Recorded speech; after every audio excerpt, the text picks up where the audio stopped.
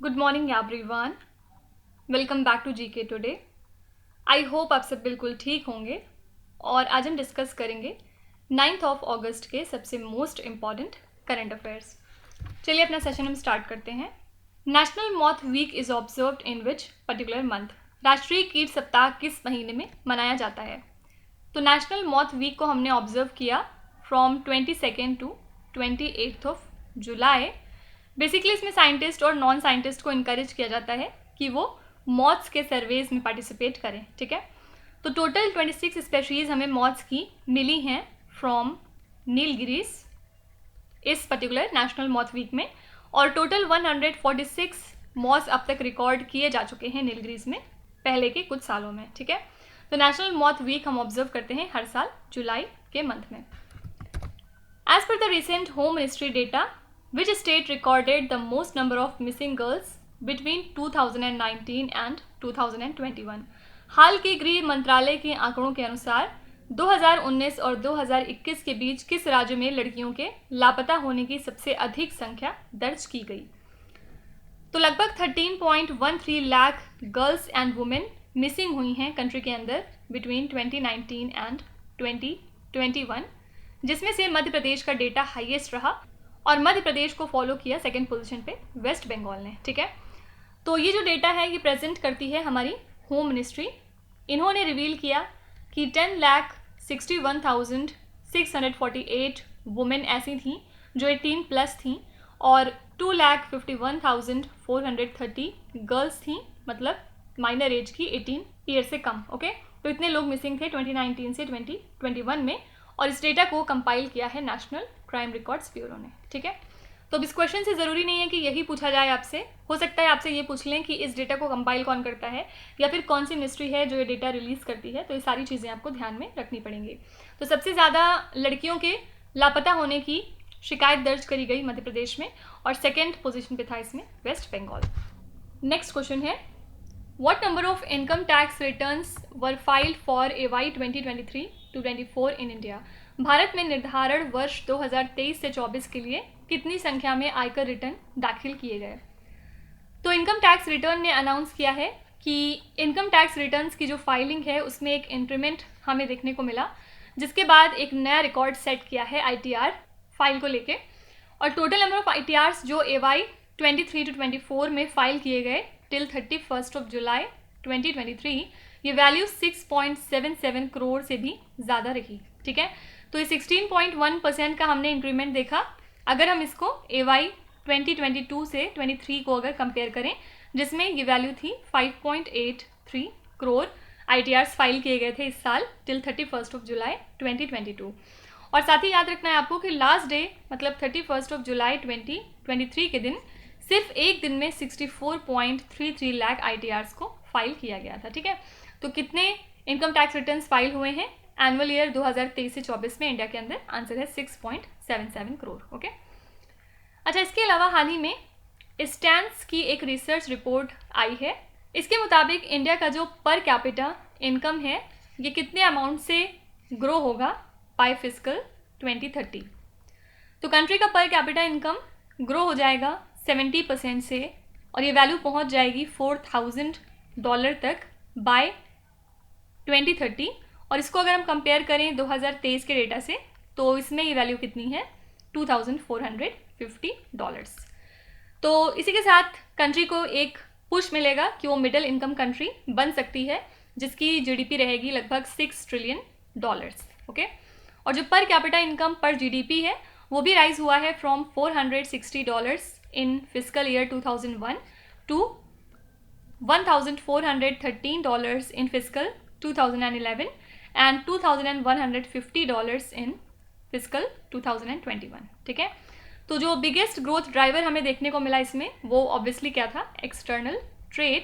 उसके बाद फिर सेकेंड पोजीशन पे था हाउस होल्ड कंजम्पशन। ओके, तो हो सकता है आपसे पूछ लें कि स्टैंस रिसर्च रिपोर्ट के मुताबिक इंडिया की पर कैपिटा इनकम कितने अमाउंट से ग्रो होगी बाय फिस्कल 2030? आंसर हो जाएगा $4,000। नेक्स्ट क्वेश्चन है, Foxconn subsidiary inked 1,600 crore rupees deal with which state to set up electronic components manufacturing facility? Foxconn की सहायक कंपनी ने इलेक्ट्रॉनिक घटक विनिर्माण सुविधा स्थापित करने के लिए किस राज्य के साथ 1600 करोड़ का सौदा किया है? तो सबसे पहले फॉक्सकॉन टेक्नोलॉजी ग्रुप जो है ये ताइवान बेस्ड एक फर्म है और ये की सप्लायर है एप्पल के लिए। इन्होंने हाल ही में एक लेटर ऑफ इंटेंट साइन किया है विद तमिलनाडु गवर्नमेंट, जिसमें ये डिसाइड हुआ है कि ये 1600 करोड़ रुपए इन्वेस्ट करेंगे to establish a manufacturing facility. कहाँ पे? तमिलनाडु के कंचीपुरम डिस्ट्रिक्ट में, ठीक है। और ये जो लेटर ऑफ इंटेंट है इसको साइन किया गया in the presence of Tamil Nadu के चीफ मिनिस्टर M.K. स्टालिन और फॉक्सकॉन के चेयरमैन मिस्टर यंग लियो। ओके, इस फैसिलिटी से लगभग 6000 लोगों को रोजगार मिलेगा। ओके, तो ये डील साइन हुई है एक इलेक्ट्रॉनिक कंपोनेंट मैन्युफैक्चरिंग फैसिलिटी को सेटअप करने के लिए। कहाँ पे? तमिलनाडु स्टेट में। नेक्स्ट क्वेश्चन बहुत ज़्यादा इंपॉर्टेंट है।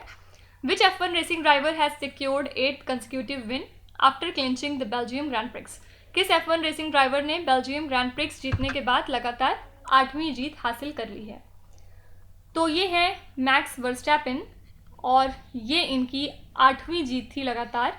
और इसी के साथ ये सिर्फ अब एक जीत पीछे हैं ऑल टाइम रिकॉर्ड के। और मैक्स वर्स्टैपेन फर्स्ट पे रहे, सेकंड पे थे इसमें रेडबुल के सर्जियो पेरेस और थर्ड पे थे फेरारी के चार्ल्स लेक्लेर्क। ठीक है, तो फर्स्ट सेकंड थर्ड याद रखिएगा। फर्स्ट पे है मैक्स वर्स्टैपेन, सेकंड पे है सर्जियो पेरेस और थर्ड पे है चार्ल्स लेक्लेर्क। नेक्स्ट है which country has one the Spanish federation hockey tournament? Spanish federation hockey tournament किस देश ने जीता है? तो इंडियन वुमेन की जो हॉकी टीम है इन्होंने हरा दिया है स्पेन कंट्री को।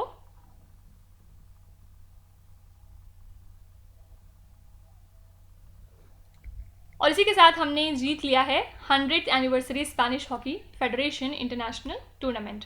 यहाँ पे वंदना कटारिया, मोनिका और उदिता ये टॉप गोल स्कोरर्स रहीं, क्योंकि इंडिया जो है वो अनबीटन था इस टूर्नामेंट में। ठीक है, तो कौन सी कंट्री विनर रही स्पेनिश फेडरेशन हॉकी टूर्नामेंट की? तो आंसर है इंडिया।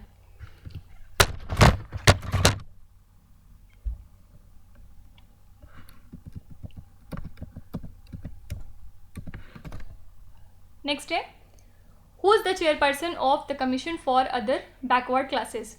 अन्य पिछड़ा वर्ग आयोग के अध्यक्ष कौन हैं? तो रोहिणी कमीशन, जिसको कि फॉर्म किया गया था ताकि वो एग्जामिन कर सकें सब categorisation of other backward classes को, इन्होंने हाल ही में अपनी एक रिपोर्ट सबमिट करी है प्रेसिडेंट द्रौपदी मुर्मू को आफ्टर 13 एक्सटेंशन। और इस कमीशन को क्यों अपॉइंट किया गया था? ताकि वो जो सेंट्रल लिस्ट ऑफ ओबीसीज है उसको सब कैटेगराइजेशन के पर्पज से एग्जामिन कर सके।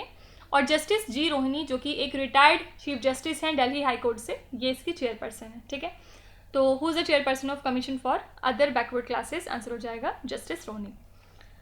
अच्छा, आप CPEC के बारे में पढ़ चुके होंगे। क्या है ये? China Pakistan economic corridor. और हाल ही में पाकिस्तान और चाइना ने 6 तरह के एग्रीमेंट साइन किए हैं ताकि वो इस CPEC का सेकेंड फेज अंडरटेक कर सकें, जिसकी वैल्यू है $60 बिलियन। ठीक है, तो प्राइम मिनिस्टर शहबाज शरीफ और Chinese vice premier He Lifeng इन्होंने साइन किया इस पैक्ट को to mark the 10 years of CPEC। और ये जो CPEC है बेसिकली ये कनेक्ट करता है ग्वादार पोर्ट को, जो कि पाकिस्तान के बलूचिस्तान मिलाया करता है, किससे? चाइना के जिनजियांग प्रोविंस को। ठीक है, और ऑब्वियसली इंडिया इसके फेवर में नहीं रहता, इंडिया इसका अपोज करता है क्योंकि इसको जो है ले डाउन किया जा रहा है through POK, Pakistan occupied Kashmir. ठीक है, तो आपको याद रखना है कि as a part of second phase of China Pakistan economic corridor China ने 6 एग्रीमेंट साइन किए हैं पाकिस्तान कंट्री के साथ। नेक्स्ट है which country has unveiled it's first nuclear reactor built from scratch in decades? किस देश ने दशकों में शून्य से निर्मित अपना पहला परमाणु रिएक्टर का अनावरण किया है? तो पिछले 7 सालों में ये पहला न्यूक्लियर रिएक्टर है जिसको हाल ही में सर्विस में ले लिया गया है इन जॉर्जिया। कहाँ पे? US में। ठीक है, तो इसी के साथ इसका फुल आउटपुट है 1100 मेगावाट्स ऑफ इलेक्ट्रिसिटी। यूनिट 3 जो इसकी है वो पावर कर सकती है लगभग 5 लाख होम्स एंड बिजनेसेस को। तो ये यूनिट जो कि अब कमर्शियल ऑपरेशन में आ चुकी है, ये 7 साल लेट एंटर हुई है और इसका बजट है $17 बिलियन। तो बहुत सारी डिफरेंट यूटिलिटीज़ जॉर्जिया, फ्लोरिडा और अलाबामा में रिसीव करती हैं इस इलेक्ट्रिसिटी को in addition to the 2.7 million customers. ठीक है, तो बस ये याद रखिएगा कि यूएसए ने हाल ही में अनवील किया है अपना पहला न्यूक्लियर रिएक्टर, जिसको कि बिल्ड किया गया है from scratch in decades. Next question है, who is the highest goal scorer with headers in football history as of 2023? 2023 तक फुटबॉल इतिहास में हेडर से सर्वाधिक गोल करने वाला खिलाड़ी कौन है? तो ये हैं क्रिस्टियानो रोनाल्डो, और हाल ही में इन्होंने स्कोर किया है अपना 145th हेडेड गोल। इसी के साथ इन्होंने लॉन्ग स्टैंडिंग रिकॉर्ड ब्रेक किया है लेट जर्मन स्ट्राइकर गर्ड मुलर का। ठीक है, तो क्रिस्टियानो रोनाल्डो ने इस फीट को अचीव किया जब इन्होंने पहला गोल इस सीज़न का अचीव किया for Saudi pro league club Al Nassr with a header against Tunisia की क्लब। ठीक है, तो बस ये याद रखिएगा कि highest goal scorer with headers football की हिस्ट्री में एज ऑफ 2023 हो चुके हैं क्रिस्टियानो रोनाल्डो। आपको बताना है कि इनकी कंट्री कौन सी है, कौन सी कंट्री के लिए खेलते हैं। इसके अलावा आजकल इगा स्वियातेक भी काफ़ी ज़्यादा चर्चे में हैं। सबसे पहले कौन सी कंट्री से हैं? पोलैंड से, और इन्होंने हाल ही में अपना 70th स्ट्रेट वीक स्टार्ट किया है as being the world number 1। कहाँ पे? In the latest WTA rankings. ठीक है, तो 4 टाइम मेजर विनर हैं इगा स्वियातेक। इन्होंने अपना और वर्ल्ड नंबर 2 अराइना सबलेंका के बीच का गैप जो है वो काफ़ी ज़्यादा इंक्रीज कर लिया है by winning her maiden WTA 250 title in Warsaw. ठीक है, तो हो सकता है आपसे पूछ लें कि इगा स्वियातेक जिन्होंने अपना 70th स्ट्रेट वीक शुरू कर दिया है as being the world number 1 latest WTA rankings के मुताबिक ये कौन सी कंट्री को बिलोंग करती हैं? तो याद रखिएगा पोलैंड से। विच यूनियन मिनिस्ट्री पब्लिशेज द योजना क्लासिक्स? कौन से केंद्रीय मंत्रालय योजना क्लासिक्स को प्रकाशित करता है? तो इंडिया का top publishing house publications division ने इंट्रोड्यूस किया है योजना क्लासिक्स को, जो कि एक कलेक्शन है जो कि सेंटर्ड है डाइवर्स थीमेटिक सब्जेक्ट्स के ऊपर, और ये काम करता है under ministry of information and broadcasting. इस सीरीज को कंपाइल किया गया है फ्रॉम केयरफुली सिलेक्टेड वर्क्स जो कि पब्लिश होते हैं योजना में। योजना क्या है?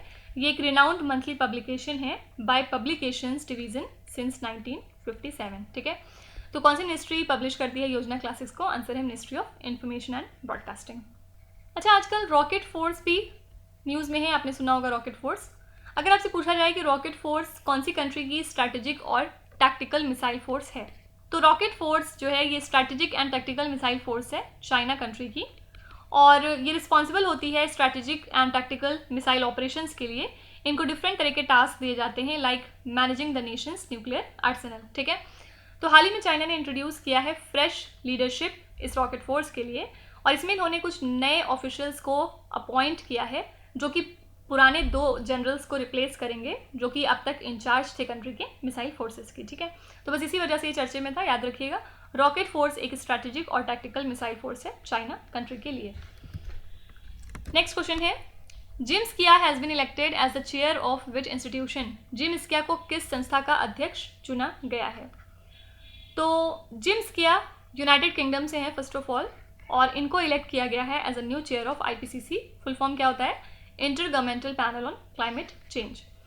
तो World Meteorological Organization and United Nations Environment Programme ये को स्पॉन्सर्स हैं IPCC के, और जो मेन रिस्पॉन्सिबिलिटी है इस चेयर की वो क्या है? रिपोर्ट्स को सुपरवाइज करना जो कि पब्लिश होती हैं इन एवरी असेसमेंट साइकिल। ठीक है, तो हो सकता है आपसे पूछ लें कि IPCC के नए चेयरमैन कौन बन गए हैं। इनका नाम याद रखिएगा, जिम स्किया। यहाँ पे 1-2 न्यूज़ और बता देती हूँ आपको। सबसे पहले ग्रेट बैरियर रीफ आजकल न्यूज़ में था, तो याद रखिएगा ग्रेट बैरियर रीफ दुनिया का सबसे बड़ा कोरल रीफ सिस्टम है, और ये कौन सी कंट्री में लाई करता है? ये बेसिकली ऑस्ट्रेलिया में है। ठीक है, फिर इसके अलावा आइबेरियन वुल्फ जो हैं ये कौन सी कंट्रीज़ में पाए जाते हैं? तो आइबेरियन वुल्फ नेटिव हैं स्पेन और पोर्तुगल की कंट्रीज़ में, और इनको एक्सटिंक्ट डिक्लेयर किया गया था 2020 में। ठीक है, तो किसी वजह से चर्चे में रहे होंगे, लेकिन आपको बस as a part of static GK ये याद रखना है कि आइबेरियन वुल्फ जो हैं ये स्पेन और पोर्तुगल में पाए जाते हैं। लास्ट क्वेश्चन है, which Indian city is to play host to the MotoGP Bharat race? कौन सा भारतीय शहर MotoGP भारत रेस की मेज़बानी करेगा? तो बुद्ध इंटरनेशनल सर्किट जो कि ग्रेटर नोएडा में है, ये होस्ट करेगा इंडिया का इनॉग्रल MotoGP भारत रेस। इसी के साथ इंडिया 31st कंट्री हो जाएगी जो कि इस मोटरसाइकिल ग्रैंड प्रिक्स को होस्ट करेगी। ठीक है, तो ऑलरेडी हमने होस्ट किए हुए हैं F1 रेसेस को, लेकिन ये पहली बार है जब इंडिया होस्ट करने जा रहा है किसी प्रीमियर मोटरसाइकिल रेस को। तो यहाँ पे आंसर हो जाएगा ग्रेटर नोएडा। ओके, अच्छा, इसके अलावा अगर आपसे पूछा जाए कि कौन सी इंस्टीट्यूशन है जिसने हाल ही में इंट्रोड्यूस किया है artificial intelligence machine learning based finger image record, तो जितने भी फ्रॉड होते हैं इन्वॉल्विंग स्पूफ्ड फिंगरप्रिंट्स आधार ऑथेंटिकेशन में, इसी पर्पज़ से UIDAI ने इंट्रोड्यूस किया है एक in house artificial intelligence machine learning based finger image record system, जिससे कि वेरीफाई किया जाएगा फिंगरप्रिंट की ऑथेंटिसिटी को by detecting the cloned fingerprints during the authentication process. ठीक है, तो कौन सी इंस्टीट्यूशन है जिसने AI/ML based finger image record को हाल ही में इंट्रोड्यूस किया है? तो ये है unique identification authority of India. तो ये हो गए हमारे आज के सभी इंपॉर्टेंट करंट अफेयर्स, और अब हम चलेंगे हमारी क्विज पे, जहाँ पर आपको स्क्रीन पे 5 क्वेश्चन दिखाई दे रहे होंगे। ये क्वेश्चन हम पीछे ऑलरेडी कहीं ना कहीं डिस्कस कर चुके हैं, तो यहाँ पर अब आपकी बारी है इनका आंसर लिखने की। वीडियो को पॉज करिए, ध्यान से सारे क्वेश्चन को पढ़िए, इसमें से आपको जितने भी आते हैं आप उनका जवाब कॉमेंट्स में मैंशन कर सकते हैं, और जो आपको नहीं आते आप अपने दूसरे फ्रेंड के आंसर्स को देख के वहाँ से फिर उसको फ्यूचर के लिए याद रख सकते हैं। So that's it for today. I hope you have like the session. आज का सेशन आपको कैसा लगा ज़रूर बताइएगा कमेंट्स में। साथ ही साथ आपका कोई भी रिव्यू है, फीडबैक है या फिर सजेशन है तो वो भी आप हमें बता सकते हैं। हमें जानकर खुशी होगी और हम पूरी कोशिश करेंगे उसको इम्प्लीमेंट करने की। तो कल फिर हम मिलेंगे सेम टाइम सेम जगह कल के करंट अफेयर्स के साथ। Till then stay tuned. Thank you so much for watching, and please do not forget to subscribe to GK Today. With this, Meenu Hadsana signing off.